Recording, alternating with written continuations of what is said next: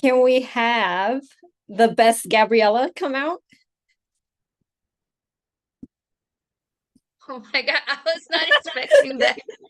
I was not really, and I'm wearing red like them yeah. Yeah. So I See, think it all, yeah. if your name is Gabriella, you have to wear red. Yeah, apparently. Yeah. But Now, yeah. Mm. I just want to say I have been victimized by this song for the past, like since it has come out, everyone keeps telling me to put my hands up and it's fine. okay. It's actually very catchy. I really like I like it too. So I'm glad it wasn't traumatizing as it. a start. No, it's fine. It's fine. Well, yeah, thank you for everyone that's joining us. If you're watching like not live, I have to remove the video, so it was Cat's Eye, Gabriella, because YouTube doesn't like it when you play music that you don't own. Yeah. So yeah, so welcome to the Feral Academic Podcast, where academia, horror, and emotional honesty collide. If it's your first time here, hi, I'm Xanthi, currently doing a PhD in horror in the UK. And today we're digging up a very good conversation with the best Gabriela here, Dr.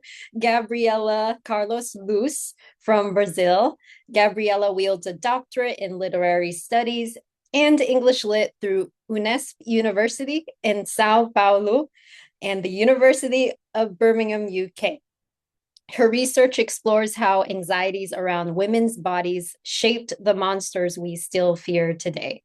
Or put more fairly, she studies why society made mothers monstrous, not monsters motherous, motherly.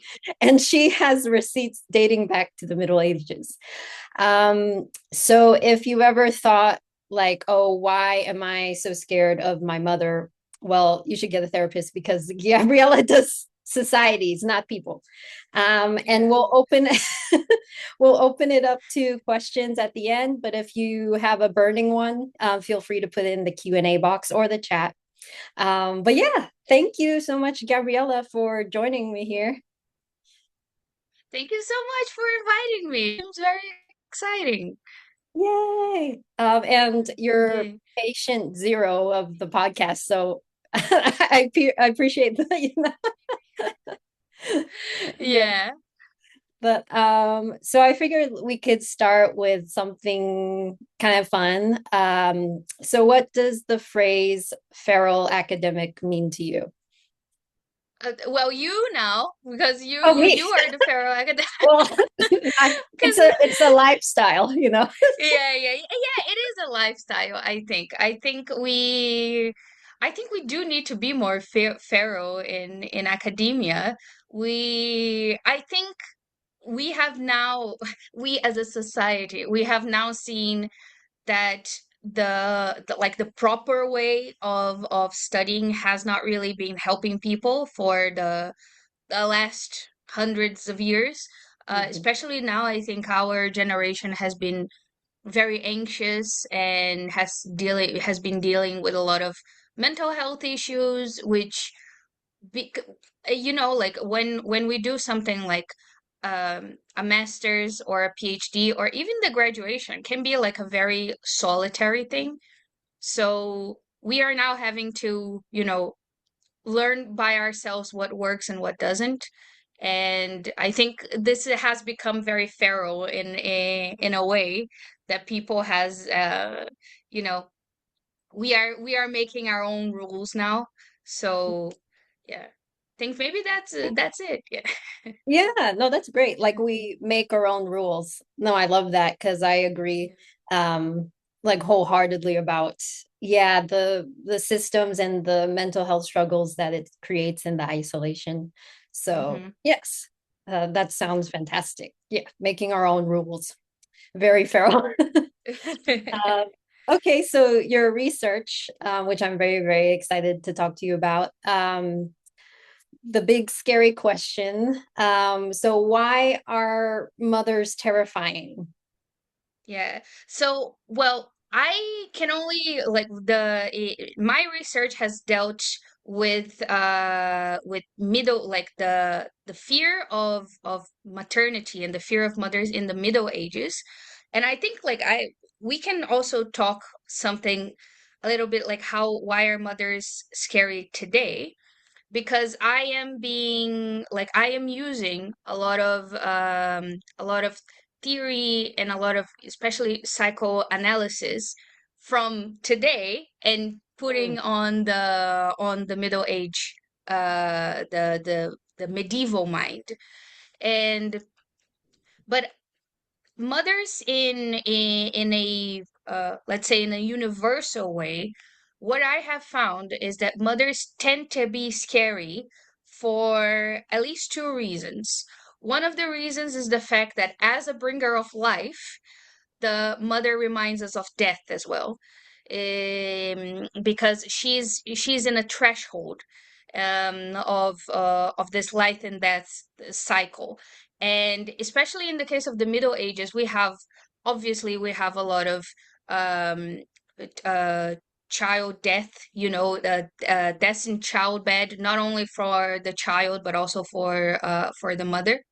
And Mm. mothers in the Middle Ages, of course, they represent this, like, oh, we need to continue the legacy, we need to continue the dynasty, you need to have a child, otherwise we are going to lose everything that we have.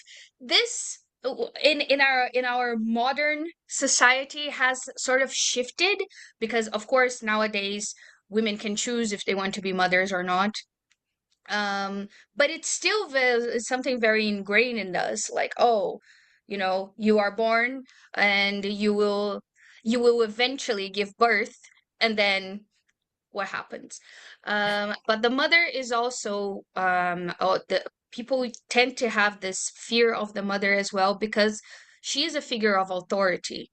And this is something that psychoanalysis talks a lot about, is this thing of, she, despite you either having a relationship with her or not, she will always be this figure of authority, because she is the builder of this dynasty. And the mother controls you. At one point you are inside her body, and she will be, this is something, she is controlling you in a sense. And when you separate from her body, you still feel very attached to that as an infant, as a child. And it's just when you grow older that you are like, no, I need to remove myself from this body, and I need to be my own person. I cannot be attached to this. Of course, some people are still very attached. Some people like, the separation to happen very quickly. It depends on the person. But the mothers will always be this figure of authority, and also this threshold between life and death. And I think this is Mm. why we see a lot of monstrous mothers also in horror movies, as you know. Yeah. Hmm. Oh yeah, thank you for that. Like, there were so many things I wanted to touch on, like, because, well, first about the expectation that you have to bring a child into the life afterwards as women, like we are. And in my personal, I feel that pressure, especially as a single child. And I'm just like, that's the horror of my life, is everyone telling me what I should do with my own Yeah. body. Yeah. And then this idea of being so attached to your mother. And as an adult, it's like constantly trying to break away and have independence. And yeah, like I'm curious, yeah, because as far as the Middle Ages, um, there was an example that you spoke about in your Gothica talk, Mussolini. Melusine. Oh, I switched up the letters. Yeah. Yeah, that was so fascinating. Can you tell us a bit about, yeah, like that whole, yeah, story? It's just like a quick Yeah, bit. yeah, yeah. Absolutely. And so Melusine is the text is one of the texts that I work on my thesis. She is a figure of Poitevin folklore, Poitevin being a region in France. And she is basically, in the Middle Ages, there was a type of narrative where people would pay someone to write their lineage actually belongs to a magical or divine being. So it's like a genealogical romance where they say that the house of Lusignan or Lusignan in France is descended from a fairy. So Melusine is this fairy. So this was um, so this is, I forgot the word now, but this was someone asked the author of this patron, the patron, that's the thing, that's the word. So the patron of this work paid the this author called Jean Dahat to write about the story of the dynasty of Lusignan. So but the story is that should I tell? Should I? I'll try to make it interesting. I mean, it is very Okay. interesting. But our story begins with another fairy called Fairy Pressine, and she meets this knight in the woods who is called Elinas, and he is the king of Albania, which is supposed to be Scotland. And they they fall in love, of course, as any medieval romance would. And she says, "Well, I promise to be your wife and have you and give you children, and you know, be your lawfully wedded wife, as long as when I have children, you never see me in childbed." So this is something in medieval romances. This is a sort of this is something that happens in narratives where the fairy asks for something and is a sort of it's a promise that you make to a fairy, and you cannot break this promise. So Elinas and Presine, they have three children. They have three daughters and they are triplets. And the day that they are born, Elena's son from his first marriage, called Mataquas, says to his dad, "Oh, Christine just gave birth. Wouldn't you go see your three daughters?" And Elena's is so happy that he has three daughters now, and he enters the room where Christine is with the children in childbed. So he breaks the promise, and she says, "Well, you broke the promise. We cannot be together anymore. I am leaving with the children. You stay." I'm keeping the children in the divorce. Mhm. And she actually flees. She goes to the Isle of Avalon with the three daughters. Elena's becomes a depressed king, roaming around. And from these three daughters, Melusine is the first. And we also have two sisters, Melior and Palestine, and they grow in this island, and when they are 15 they discover that their father broke this promise from their mother. Mm. And because he broke this promise, they decide that the fairest thing to do would be to kill him. So they decide to kill their father. That escalated. uh yeah, it escalated very quickly. They decide to kill their father by burying him in a mountain, and they say this news to their mother very happily, like, we killed our father for what he did to you.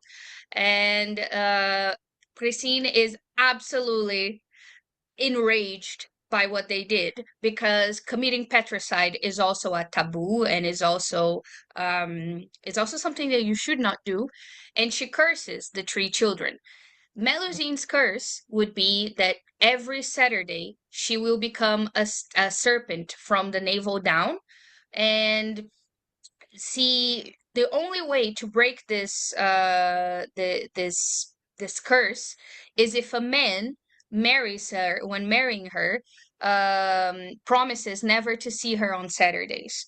So the thing is, and we are now dealing with Christian myths as well. Priscine is not a Christian. Priscine is not Catholic, but she marries a Catholic man who is Elenas, the king of Albania. Mhm. So the children are considered Christians. The children are Catholics. And Priscine actually says to Melusine, you will only go to heaven when you die if your husband never sees you on Saturdays. So this is your curse. And she needs to Sounds find, nice. No, I'm just kidding. yeah. Sorry to interrupt. she yeah, Good. no, yes. So Melusine she has this curse imposed by her own mother. The other two girls, the other two daughters, also have their own curses. One has to stay in a castle. Other has to take care of a mountain as well. So they eventually separate. And Melusine, just like her mother, meets a knight in the woods as well. And she meets a man called Raymondine, who is a bit he's in a bit of a trouble because he was hunting with his uncle, and he by mistake accidentally killed his uncle during the hunting trip. Oh, It's yeah, it's a very graphic is um it horror, right? narrative. Yeah. So when he meets Melusine, he is completely, he's completely terrified, and she says to him, "Don't worry, I will marry you, and I will build you a fortress." She says, "I will build you a dynasty as well, and the fortress of Lusinian, as long as you promise me that you will never see me on Saturdays." And he, of course, says, "Yes, absolutely. That's fair. We don't have to see each other on Saturdays." So they get married. They have 8 children up to a point. They will have 10 children in total. But every child that they have has something different in their physicality. So, for instance, they have a child that has very big ears. They have one that has an eye in the middle of his forehead.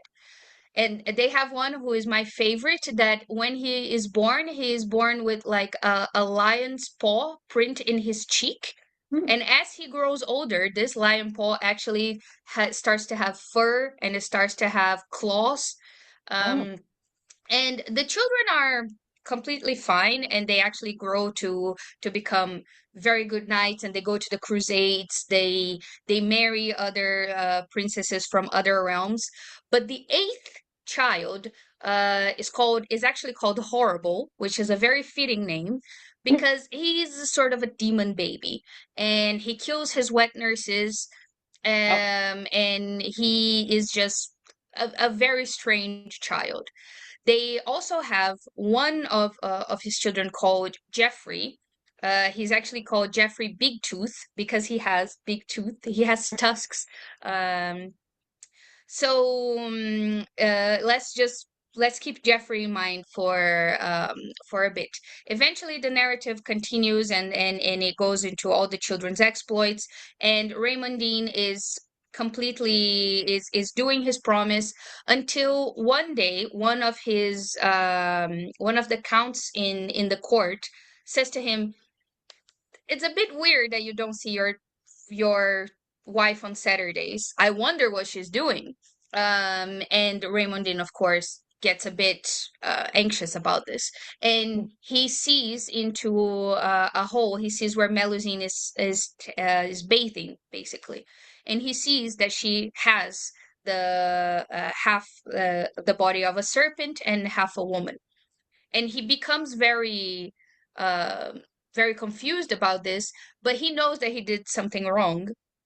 And eventually Melusine forgives him. She knows that he saw her bathing, but they are not it's something that are not talking about it for a while. However, this is brought up afterwards when Joffrey kills one of his brothers because he's enraged that one of his brothers became a monk without his permission. And he actually he locks all the monks into the monastery and set fire on them. Oh. He it is says that he felt a bit bad about this, but Just a nevertheless little. he just killed his brother and all these monks.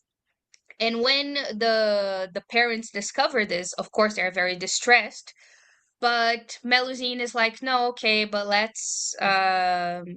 let's forgive Joffrey for this, because these monks had lax and resolute ways. She says that it's sort of like a divine um, vengeance on them.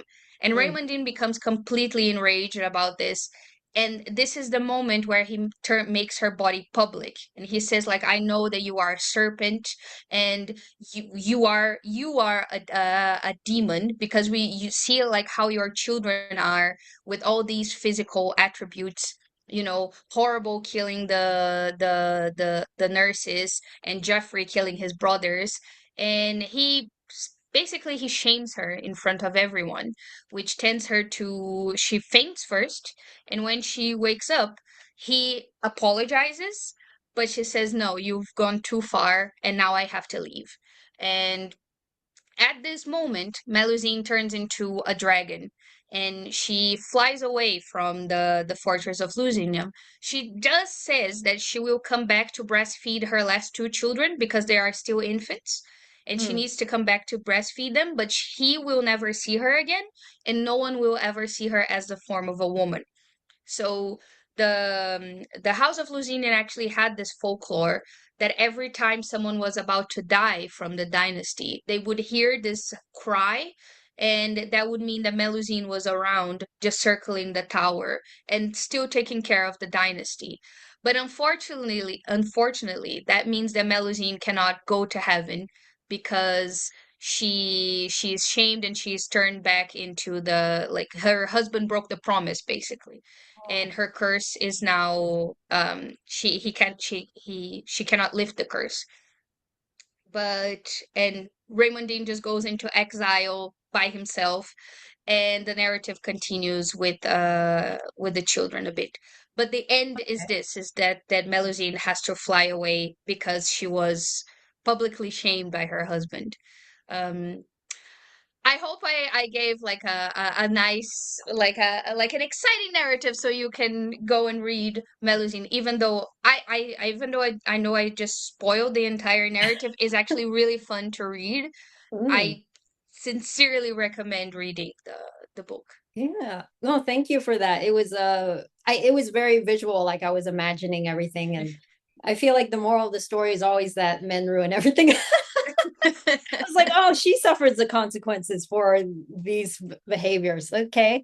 You know, Yeah. but yeah, like in the Middle Ages, so it's like this whole origin, I'm sure even like predates of like just the fear around women's bodies and hmm all of that. Like I'm curious, like speaking of that, like there's also a fear of menstruation, like that Yeah. you have brought up. Mhm. Yeah. No, this is something that I study also in my thesis. Basically the fear of and here I am talking in about the Middle Ages. So I am using the word woman and woman's body as a way that the Middle Ages would see it. But they would have a lot of anxieties towards women's bodies because it has a lot of transgressions, let's say. So one of the things is that the body it's basically corrupted during the sexual act, and it's also a psychoanalytical idea that women are castrated. So the mind, and I'm not just talking about the medieval mind, but it is this idea that women have a sort of transgressive body, a body that is in the Middle Ages seen as polluted. And why it was seen as polluted is one of the reasons is the menstruation, because it's this blood that flows through the body. And here we are in a time where people used to think that we have the four humors, and they need to be in balance in the body. Also, there is a period during the medieval time that they would think that the womb is actually loose inside a woman's body. So, for instance, if you are feeling very nervous, it's maybe because your womb is in your brain and it needs to go down. And the menses, the menstruation is what should keep women healthy. It should be expelled every month. But when we do know that when she is pregnant, the body will the blood will retain, and they would say, oh, then the blood that is retained during pregnancy becomes the milk for the child. But we Hmm. also know that after menopause, the blood stops, and a lot of uh, medical authors and medieval theologians would say that means that the woman is being poisoned by her own blood, because the blood needs to be expelled for her to be healthy. If the blood is not being expelled, that means that something is wrong with her. It isn't. Nowadays, we know that menopause is something completely normal, but they would see the blood as something poisonous inside us. Hmm. And so this actually leads to, the idea of old ladies being, repulsive creatures who there is even text in the Middle Ages that said you shouldn't really let old women look at your children because they might poison them, because they have poisoned inside their body, because Oh. blood is not supposed to be out. Blood is also it's a repulsive thing. When we think about blood, we think about violence, and we think about death as well.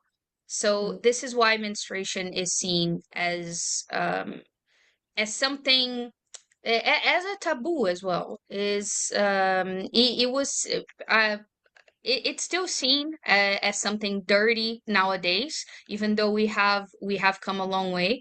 But in the Middle Ages, it would be seen as something probably poisonous to you, Mm. and yeah, and the fact that women had to menstruate is this idea. A lot of medical texts would say, yes, of course, they need to expel this body, but they need to expel this blood. But if the blood is retained, then something is wrong with her and she's being poisoned by it.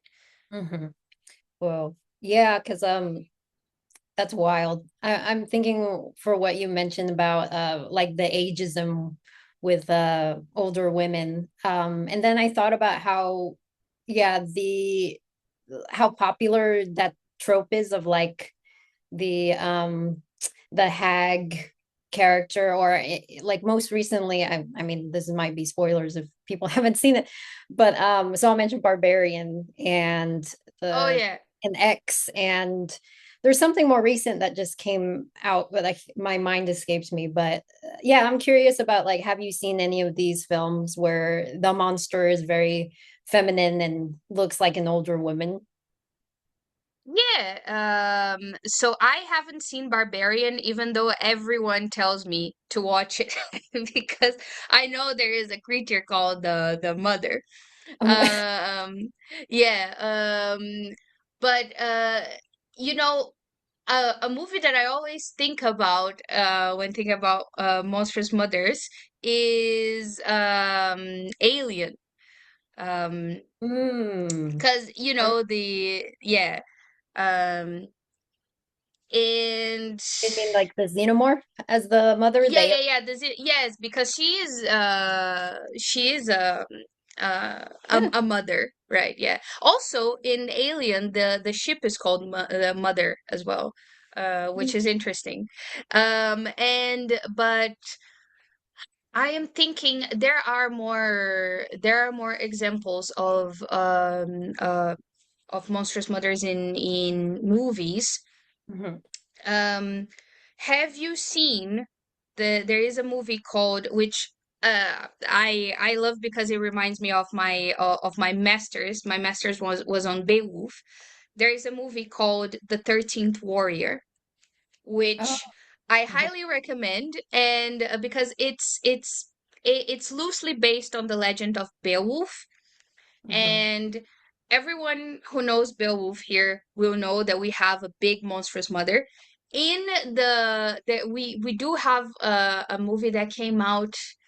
Oh, I don't remember which year it came out, but the monstrous mother was Angelina Jolie, which it's an interesting choice.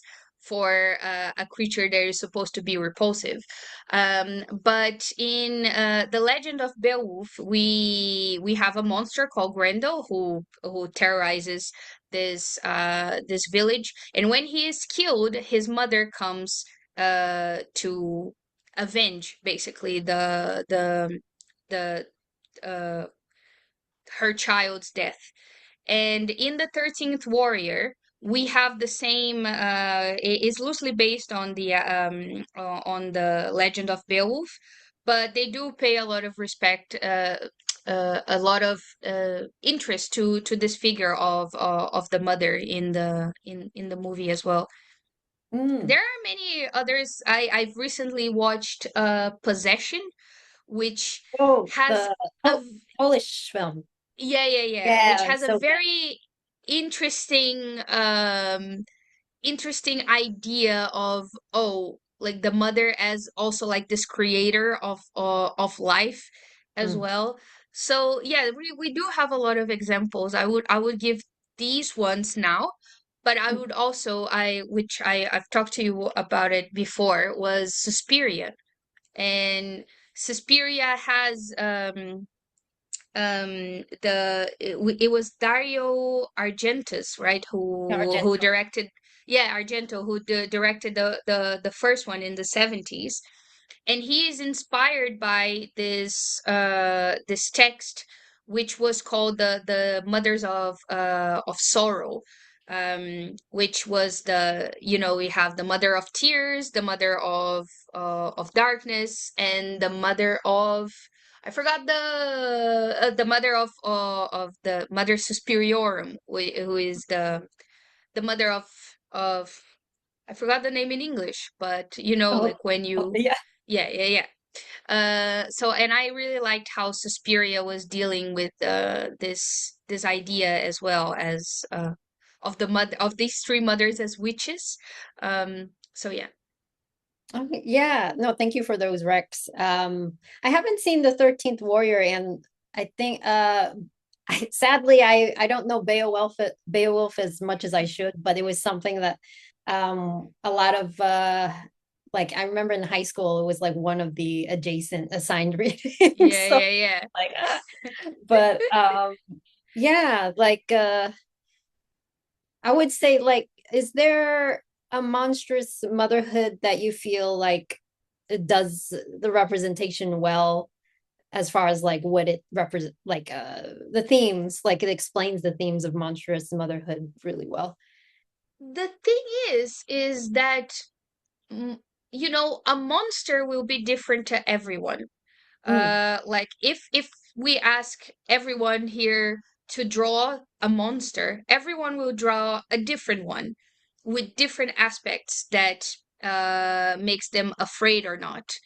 And it's the same thing with mothers. So in some movies we see the mother, the sphere of the mother as this figure of authority, let's say, in and sometimes we see, oh, the monster is the monster's mother is also like a, let's say, a repulsive figure of what the mother should be. Like, for instance, let's take like Coraline shows this very explicitly. She has her normal mother, and she has the other mother, and the other mother is, she's like a twisted version of her own mother. And so this is showing like an anxiety of what is not, maybe what is not known to you. In mm, a case of Suspiria, is basically, it's a lot of like, the fear of authority being played. So I cannot say like which is the one that gets the best, because it depends on what makes you afraid. Someone can watch Suspiria and think it's a silly movie and be completely terrified by Coraline. mhm, So this is the monster will always give you uh the monster will sort of bring your fears to the front. If you mm, get scared by the monster, it might be saying a lot more about you than it's saying about the monster itself. So yeah, so it really depends on which one you are you are talking about. Yeah, Mhm. No, I love that. Like it says more about you than the monster itself. It's like a mirror, yeah, right? Like monsters can be mirrors. Um, exactly. but particularly mother monsters. Because I was like, oh, Yeah, this is feeling too referential to life. Uh, yeah, but yeah. yeah. But yeah, I wanted to get into some PhD related questions, if that's Mm-hmm. cool. Yeah, So of course. congratulations. You had just passed your Viva. So yeah, Yeah. I was Thank so you so much. yeah, I was glad to have witnessed it on Zoom. And for Yeah. the folks who don't know what a Viva is, can you like explain why it's a big Oh, deal? yeah, yeah, yeah. So in the UK it's called the Viva. In my country it's just called the defense. But at the end of your PhD, you need to defend your thesis to examiners who will have read your work, and they will say, oh, they will basically ask you questions, like try to clarify, asking you to clarify some things.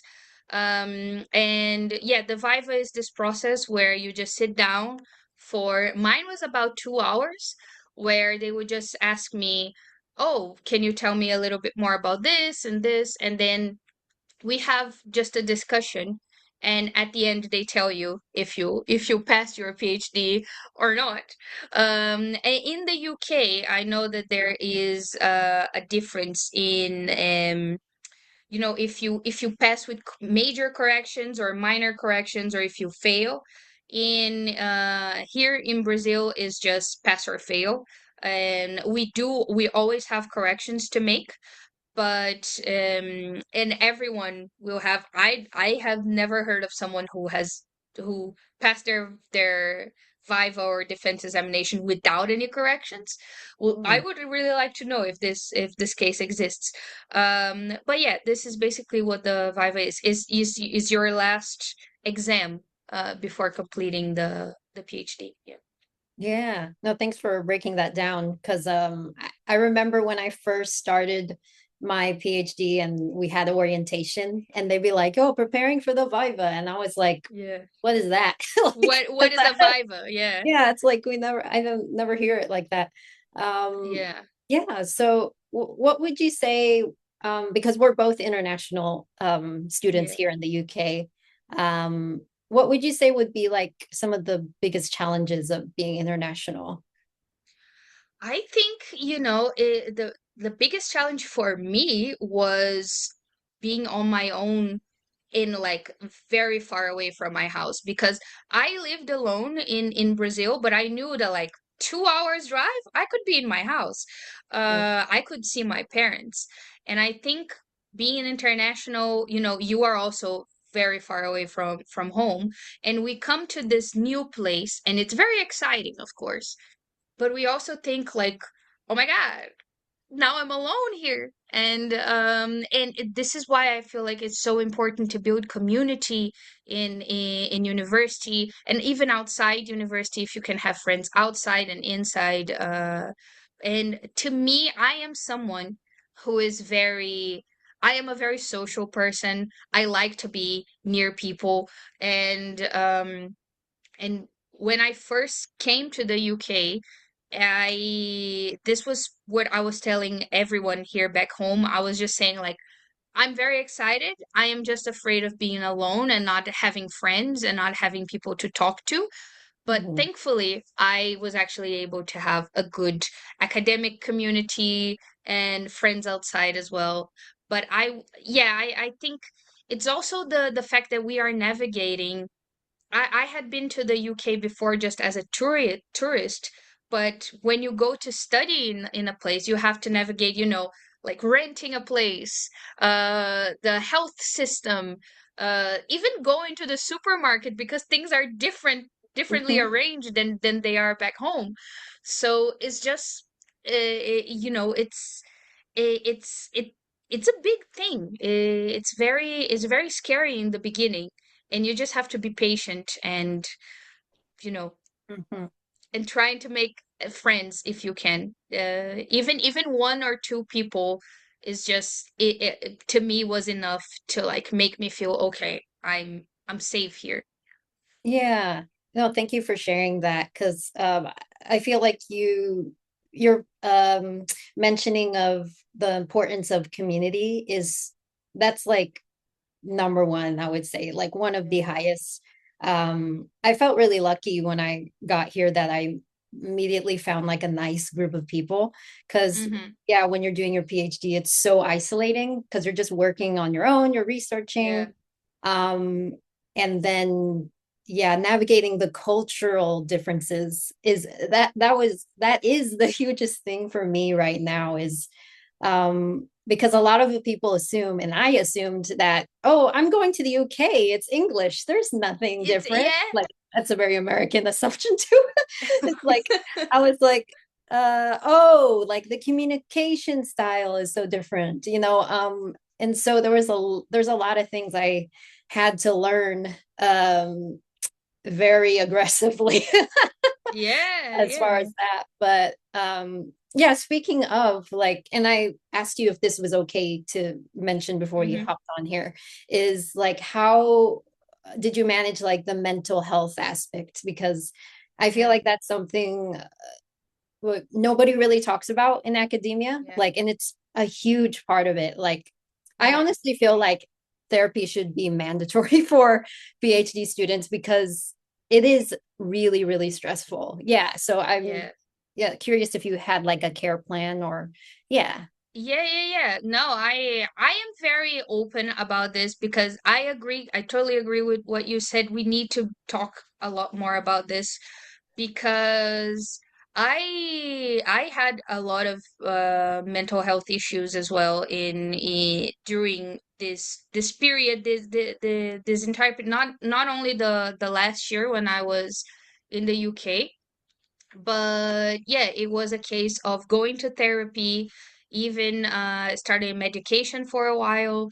And it's something that we really shouldn't be embarrassed or afraid to talk about, because what I realized was that if I mentioned something that I was going through to also someone in a PhD, they would kind of say the same thing. They would say, "Oh, I also have this problem." And but I saw that a lot of people, like their idea of dealing with this was just to get over it. Was just like, "Oh yes, I'm stressed, but I would just wait for the end of the week." And like the end of the week would come and another week would start and everyone would just continue to be stressed. And I feel that the reason why we are so stressed in during this period is because we do care about what we are doing. We want to do a good job, and it scares us to be in in such a big academic space and seeing everyone. And even though it's wrong, you do tend to compare yourself, like, oh, this person already has 2 chapters of their thesis written and I don't have any. This starts to eat up at you. And during therapy was a wonderful process where I actually had to learn that I am not other people, and everyone has their own limitations, everyone has their own speed. And because basically I would come every week to my therapist and saying like, "Oh, I'm not doing too much. I'm not doing enough. I cannot write 2,000 words in a day, and I cannot, wake up at 4 a.m. and start working till 10 p.m. I cannot do this." And she was like, "That's okay. That's if you do what you can." And I really need to I really need to learn how it was working for me, what worked best for me. Mhm. And yeah, so yeah, I do agree. Therapy should be mandatory for people in PhDs, and I think it's also because we are not having these discussions. And because sometimes I would talk, with you or other people, and we would all be struggling almost in the same way. So it's really good to know that you are not alone in this time. Yeah. Yeah. Oh, Mhm. amen. Yeah, I agree 100%. 100%. Um, yeah, you know my feelings. I'm very passionate about uplifting people's who need mental health support and wish that there was more access to it for just everyone in general, to be honest, like even outside the university. And I remember when I forgot how we started talking about it, but I think I was asking about medication in the group chat or Yeah. whatever. And I was like, oh, I'm on like a sertraline, and then I was like, oh, how are you doing with it? And how are you doing with it? It was kind of like comparing the symptoms and um Yeah, yeah, yeah. this stuff. But yeah, I agree. Therapy was such a lifesaver for me. I actually stopped going because my therapist had to leave Mm. the clinic, but it was very bittersweet. I was like, to be on Oh, my own, yeah. but I think I'm okay. And Are then you okay now? oh, well, I mean, Yeah. no, I'm just kidding. I have I'm stabilized to a Okay, point yeah. where I don't need to see someone every week. Yeah. And if I feel like things are getting overwhelming, then I can always go Mm. back and apply for another Yeah. therapist. Um, but yeah, like what I do appreciate is that therapy is much more affordable here than it is in America. However, That's true, yeah. it's still expensive like for people in the UK because it's not Mm-hmm. matching like the income, which is really upsetting. So they Yeah. can't even go to private, which is pretty much the only real way you can get proper therapy. Yeah. Yeah, I am being mindful of the time here, so I just wanted to ask like a few questions and then open it up for audience questions. Yeah. Um, one thing I wanted to talk about, like speaking of medieval romance, is is because you're in a long-term, long-distance relationship while doing your PhD. Can you Yeah. talk about how it was navigating like dating and how did you start like when you were together and you separated and all that jazz? So, Yeah. No, I actually I started dating my partner whilst I was in the PhD. So and it was something that I was not expecting, but it was very nice. But because when I started the PhD, I said to myself, it's just about the PhD. The PhD will be my partner for now. So you are never expecting these things to happen. And honestly, with long distance see, I already went for like with long distance relationships is all about communication. Is all about saying like, does this work for you? This works for me. Um, Again, like I said, I am a very social person. So to me, what it works, what it when we were separated was talking every day, messaging every day, taking like a time of the day to call, and you know, he was a very big support for me during this time as well. Um, Before I was really like just focusing and on the PhD and any any thing that appeared, I would just be like, no, this I am in a serious committed relationship with writing my thesis only. So you know, you never know what's gonna happen. But yeah, to me, it was all about communication and trying to spend as much time as you could, even on a phone call. Like, of course, it's not the same as being at the same place with the person. But you know, you got to do what you got to do if the relationship works and you want to continue working. Then yeah, mhm. this is what I would advise to anyone who is um in the same situation as me. Yeah. Well, I'm glad to see a success story because Yeah, it's yeah. very hard. You know, I actually feel like it's very similar to like as far as uh the demands like similar to like if you were dating someone in the military because Hmm. they're getting deployed all the time and all that jazz or are traveling for work all the time Yeah. because I tried to do that when I first got to my PhD, and it Yeah. obviously it didn't have the medieval romance success story. So it's really hard. Like I Yeah, really yeah, yeah. applaud you and anyone that can sustain a very nice relationship through all of the stress of a PhD. Um, Yeah. yeah.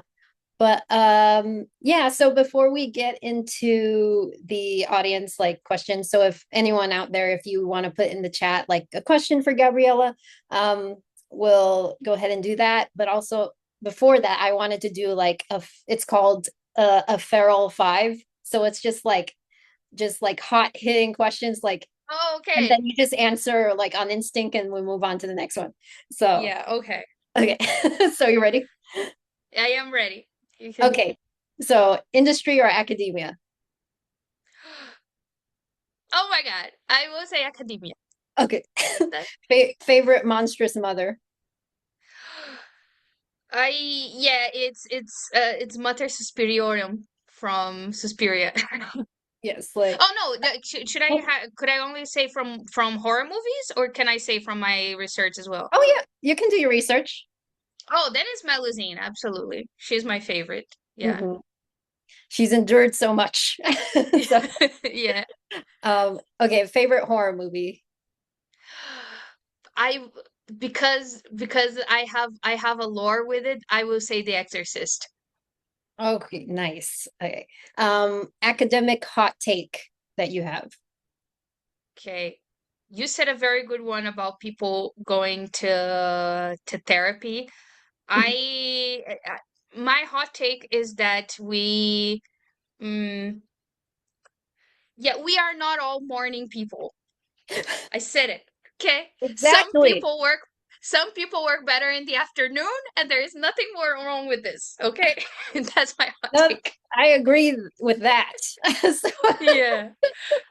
and last one, if academia was a monster, what kind would it be? It would be one. Uh, you know the Blob? It's like a very old movie. You know, Yeah, it's just that thing that just like the pink sucked blob. like Yeah. yeah, yeah, yeah. It's just a big blob that like is just taking and taking and taking and not giving enough back sometimes. Yeah, so I think that That would be that is so yeah. perfect. It's so sad how true that is. Oh my God. Yeah. Academia Because equals blob. you have to do so much for academia, like you have to publish, you have to network, you have Mhm. to write chapters, you have to, and sometimes have you don't have any thing giving you uh Like filling you your don't have yeah, exactly. It's just I really love research, so I continue to feed the blob. So yeah, this to is get that yeah. doctor next to your name, that PhD. Yeah, yeah, yeah, But exactly. Yeah. that's so real. Like before, yeah, we open up to the questions. That's such a thing that people don't talk about is like how much the PhD involves because it's not just research, it's doing conferences, it's like pitching yourself to and like it's Mm-hmm. and then you're doing like your own graphics for like your posters. So you're Yeah. like doing everything. Mm-hmm. So that's so real. No, I really love the blob as like a metaphor for academia. It's so good. Yeah. Um, okay, so we did have a submitted. I don't see anything in the chat, so maybe y'all are good.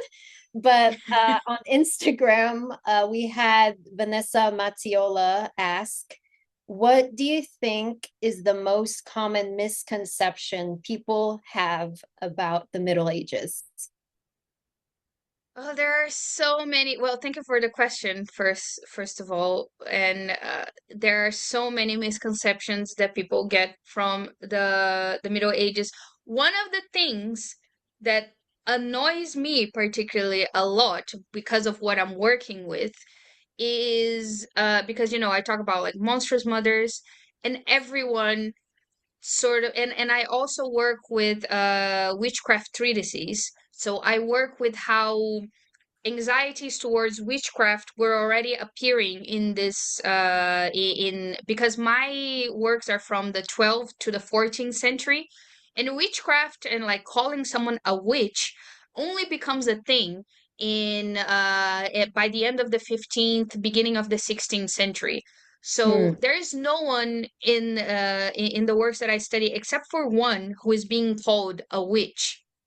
And people have this thing which there is a long story why this has been happening, but people usually have this idea of, oh, every woman was considered a witch and every woman was burned at the stake and every woman was like seen as a horrible thing and stuff. And yes, we do have a lot of prejudice and we do have a lot of anxieties towards women, but it's like that Monty Python scene of like, oh, we have a witch, may we burn her. And yeah, and I just Oh my wanted God. to say it was not like that. People in the Middle Ages, like, yes, we do have problems like in any society, but people were not as cruel as people think people in the Middle Ages were. A lot of people also tend to think, you know, people would have like their child, like they would have a lot of child deaths and people wouldn't care about this. And of course they did. Like a lot of people cared about their children, people cared about their spouses, people cared about their mothers and their fathers. So I think this cruelty of the Middle Ages, with our eyes, yes, it is, it's seen, it's a very different society than what we have nowadays. But people weren't monsters, people weren't so cruel as we tend to think, especially when we see movies and like Game of Thrones-esque type of thing, is let's um there are horrible, absolutely horrible people in the Middle Ages, but we do have very horrible people nowadays as well. So let's be fair. Oh, that's so real. Yeah, because I wonder if a lot of the media that I see is like you said, Game of Thrones, all these like very, very disturbing storylines. Yeah. But like, do you know just like one that's like a pleasant like representation that you enjoy? From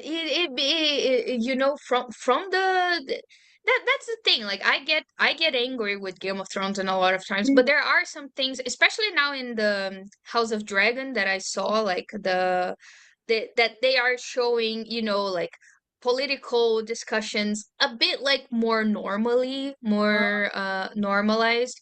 I do really like.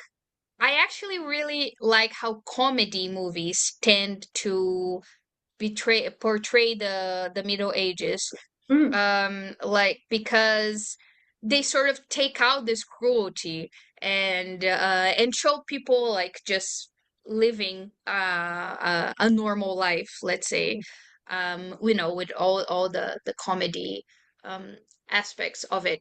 But every movie will have something that they don't get completely right.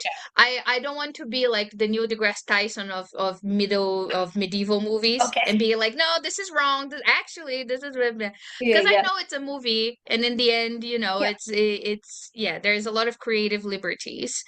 Oh, for sure. But yeah, I would say I really like when comedy movies Okay. work with the Middle Ages, because they sort of, even like in in the Monty Python one, it is they show this cruelty, but in a satirical way. So Mhm. yeah. Okay. Yeah. No, comedy, that's the great thing about comedy is that it can yeah, like show a different side of uh Yeah. groups and stories and stuff. So I'm a Hmm. huge advocate of like comedy and horror are always like treated as like the lesser genres, but I feel like Yeah. they're the most difficult to portray and also the ones that bring most emotion, I'd say. Um, Yeah. yeah, but yeah, so we're gonna wrap it up here with two final questions just to close out. So what books or media can you recommend if someone wants to look into this Hmm. topic more? So if you only want to talk to more about monstrous maternity in a broad sense, I would really recommend the Barbara Creed monstrous feminine the monstrous feminine book, especially if you are working with horror movies, because she uses horror movies to talk about them. I would recommend Jeffrey Jerome Cohen monster thesis, the seven theses of the monster theory. Um, I worked a lot with Julia Kristeva's Powers of Horror, which is where she talks about the abject concept, and she does touches a lot on maternity. But if you want to specifically female monsters in the Middle Ages, I would um I would recommend a book by Sarah Alison Miller, which is called Medieval Monstrosity and the Female Body. She does not talk only about mothers, but she does talk about um, monstrous femininity, the female monstrous in general in the Middle Ages. So I think that that's a very good starting point if you are talking specifically about the medieval period. But if someone wants a list, I can do something after. Okay, lovely. Yeah, that would be great. Then we could like share it on the YouTube channel. So, Yeah, yeah, yeah. yeah. That would be fun. Okay. And then lastly, where can people find you or your work?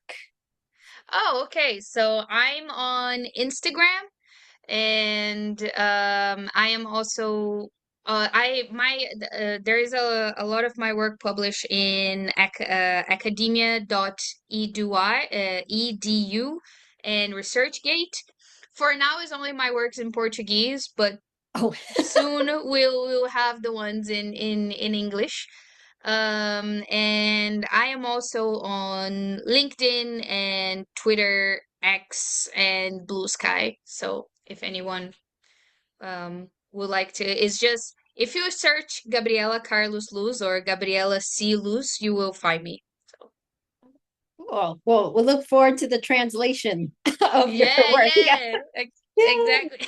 I have to work Yeah. on that. Yeah.